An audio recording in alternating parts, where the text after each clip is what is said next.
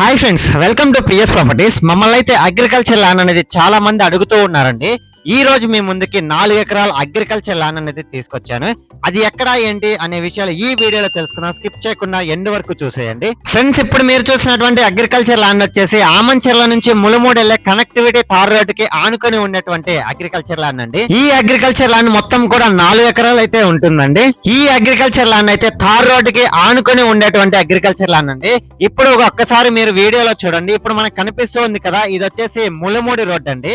ఈ ములుమూడి రోడ్డుకి ఆనుకొని ఉండేదే అగ్రికల్చర్ ల్యాండ్ అండి. ఈ అగ్రికల్చర్ ల్యాండ్ ని ఎవరైనా గెస్ట్ హౌస్ పర్పస్ కైనా యూజ్ చేసుకోవచ్చు, ఇన్వెస్ట్మెంట్ పర్పస్ కైనా యూజ్ చేసుకోవచ్చు, లేదు అనుకుంటే ఫార్మ్ ల్యాండ్ పర్పస్ కైనా కూడా సూపర్ గా సెట్ అవుతుందండి. ఈ అగ్రికల్చర్ ల్యాండ్ మొత్తం కూడా 4 ఎకరాలు అనేది అమ్ముతారండి. 1 ఎకరా 2 ఎకరాలు అనేది సేల్ కి ఇవ్వరు.